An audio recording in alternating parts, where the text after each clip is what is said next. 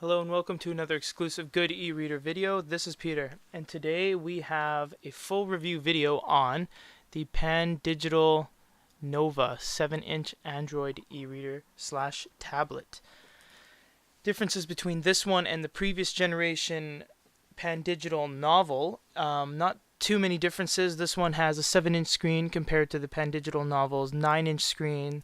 This has 600 by 800 resolution, so it's a little bit higher than the older generation. It also has double the internal memory, sitting at 4 gigabytes. It's still got Wi-Fi. This one does have a camera on the front and one on the back. So that is another update. They both have the one speaker, volume controls, all that sort of stuff. So there's not too many differences between this one and the other Pandigital. They're both they're not really spread out far enough to be really outclassing each other. They are kind of in the same category. So just before we start, you do see I have a cable sticking out of this. The reason I do have this in for this review video is because when we got this device, we don't know really what's going on, but the battery level is sitting at 0. This is plugged in, it is being used, and we have been charging it for over 2 hours now. So I'm really not sure, this being one of the first ones off the line, at an early release we received this, so it may be a first generation problem. We're not too sure, but we do have it plugged in. It does say that it is charging off of AC, but the battery level has not gone up even 1%, and when I do unplug the cable, which I will not do now, it does shut down automatically. So I apologize in advance, but we will have to leave the cable in here for the duration of this video. The device itself is Android 2.3. I'm not really going to teach you how to use Android. It's been pretty common and very, it's not really rare anymore to see Android on phones, tablets, slate PCs, all that kind of thing. So I'm not going to teach you the ins and outs of Android. There's several devices that do carry this. So we're just going to go and see what this device has for us. So far, just touching it, it is a resistive screen, which I'm not a fan of in any way. I don't like resistive screens. They don't feel good when you touch them. They're very cheap, and they're not as accurate as a capacitive screen, and when you look at them, everything looks kind of blurred. So I don't really agree with the whole resistive screen, but the old ones had it, so I guess this one does too. Let's just get started here and click on the Barnes & Noble app at the bottom. We're going to check out a book. Alright, let's just see Last of the Mohicans, for example. Load that up. Alright. Let me just zoom on in here so you guys can see the book a little clearer. Alright, there we go. So there is a book, very good resolution. As I said before, it has a little bit better resolution than the previous models. It is still LCD, so you don't see it, but the screen is refreshing. So over time, if you're not used to using LCD screens to read, it will agitate your eyes. So maybe an e-reader will be a little bit better for you, much like a Kindle or a Barnes & Noble Nook Simple Touch, rather than an LCD tablet. So we're going to go ahead and just turn pages. Pages turn really quickly, no complaints about that. Doesn't really take you out of the reading experience. You see have this little tiny peek option here. It's not quite as cool as the animations you see on the iPad and other tablets where you can turn the page, quote unquote. This one is just kind of a slide function. There's no major animations. At the top here, you see a back button. This will take you out of the Reader app. You have this brightness option, so you can change the brightness of your reading experience. You have an orientation lock, so you can switch it like that. Now, the thing I don't understand is that it says that it's locked, and yet I can orientate it. I don't know if that's a word. I can change its orientation. Whereas if I click it, it's not doing anything. There we go. Now you can see it's unlocked. Now for some reason, unlocked means lock. So I'm not sure what's going on there because I can't change the orientation now while it is unlocked. Whereas if I lock it, I can change the orientation. Maybe you guys can make a little bit more sense of it than I am. It's just that my first glimpse, seeing something locked, usually means you can't change it. So we'll leave it at that. It does have you can change its orientation on most any screen. So we also have this option, which I really like. You can turn it to kind of night mode. So if the white background's too much of a strain on your eyes, you can turn it to a black background, which I find is a really good feature. But for now, we'll turn it back to this. I really like this too. It's kind of a summary of the book. Has contents, bookmarks, highlights, and notes, all of which you can take yourself with options in the reading device. But you want to explore this section. It's pretty nice. It's like a table of contents kind of thing. So we're just going to go back to the book. Then you have text. You can change the text size to any size you wish. You have about well, maybe not any size you wish. I should rephrase that. The ones they give you here, but it's mostly suited for everyone, so you can always find something. I thought that was pretty good. Standard search key to search out any words or phrases, such like that. And you do have a bookmark. So you can put a little bookmark in the corner, and when you turn pages and turn it back, your bookmark is still there. Now another thing that's kind of weird is that if I slide it up here, you see you have the buttons at the bottom, which are the house button, the home button, the menu, back, and search. While you're in a book, if you press the back button, it won't take you out of the application like that back button will. This one turns the pages back. That's kind of confusing. The search button isn't like the search button at the top. This one turns the pages forward, and there's no indication of it doing this. So if you're watching this video, you will now know, but right out of the box, doesn't really give you any indication that this is forward and this is back, at least for the pages. So that's the reading experience. It's not too bad for an LCD. Usually, most people who read prefer e-reader, e-ink screens, so it's not too bad. Next, we're going to go to YouTube real quick here, and we're going to see a video. So let's just type in, I don't know, Toy Story. Typing is pretty nice. I'm not a big fan of resistive, as I said, but it is accurate, and as you type along, it never really gets to a point where it's kind of stops and tries to catch up. It always tries to keep up with you.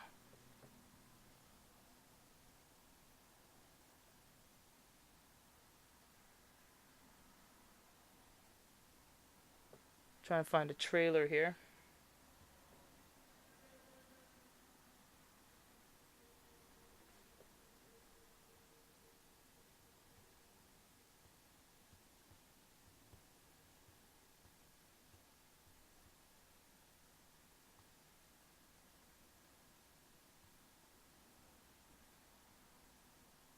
And as I said before, resistive screens aren't quite as accurate as capacitive screens. So here we go. Let's just choose this one right here. Just to give you guys a good idea of how video looks on this device.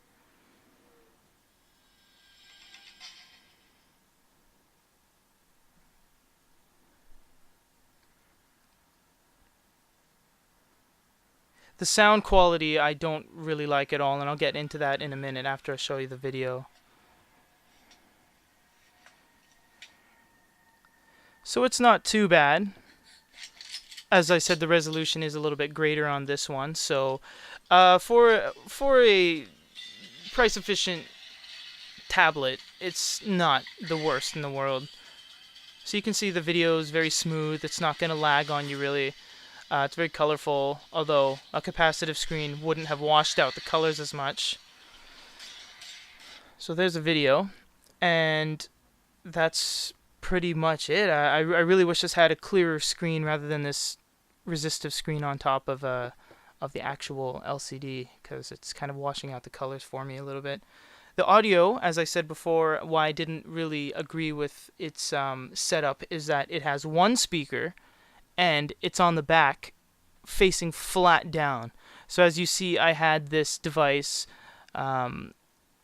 right on the table here, and it's kind of just getting muffled because there's no speaker on the side or the bottom or the front even, which you could have just easily put some speakers there, but they put a microphone instead. So why they put it flush on the back of the device, I don't really know. They just kind of carried it over from the old Pandigital.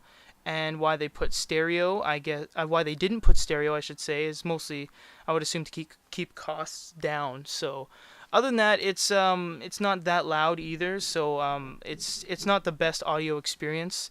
And I will show you a music file here, preloaded one.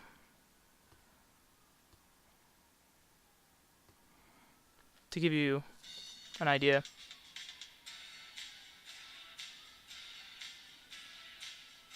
It's not the loudest in the world.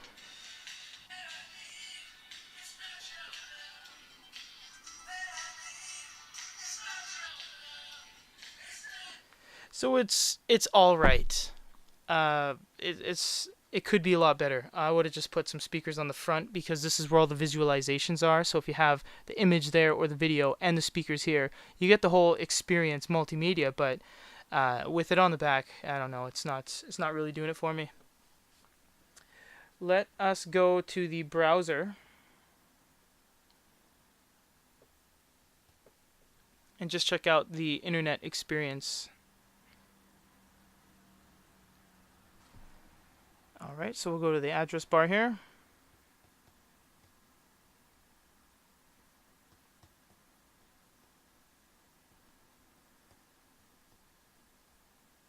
And look, they have a .com button, which I really enjoy having. So this is the Goody Reader homepage, as you can see. And we can change its orientation. So it's not too bad. It does pinch and zoom pretty well. It's responsive. It's not smooth, but it is responsive. As you can see, it's lagging quite a bit as you expand the page, but it does indeed do it. So let's load up the forum. See how quick that gets going. We are on the same Wi-Fi connection we've always been on here at Goody Reader. Never changed it.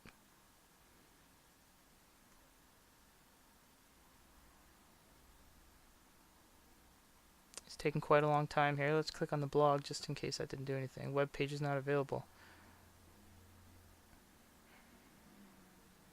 Let's press back.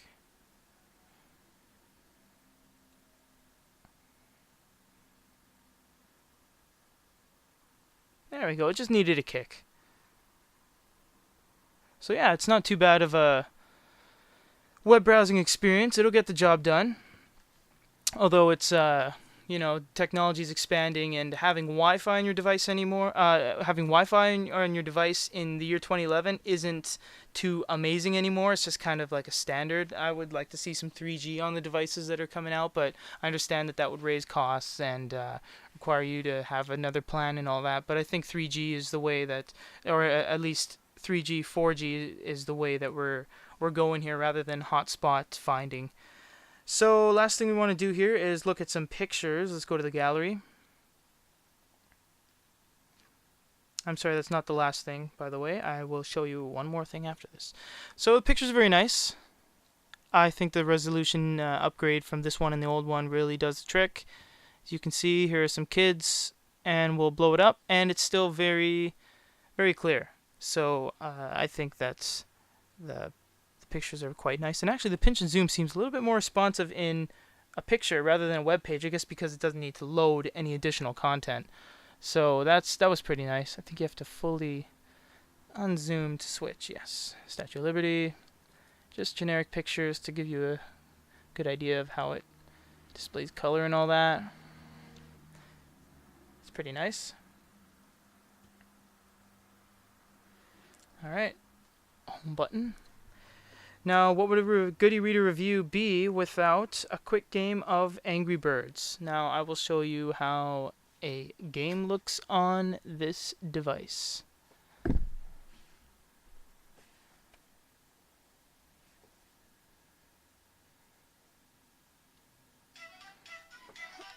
Volume control on the side.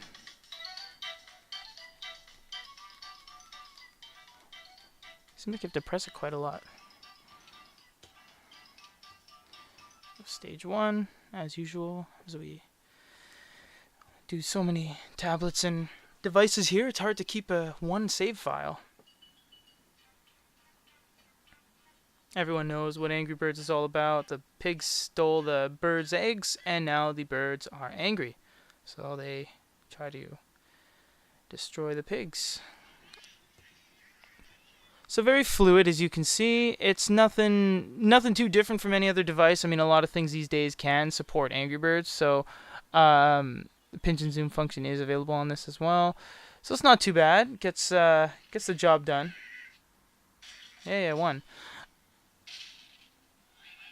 Alright, so let's go home here. And now the last thing I'll show you on the screen-wise would be the App Store. You have Get Jar Apps right here. You want to click on that.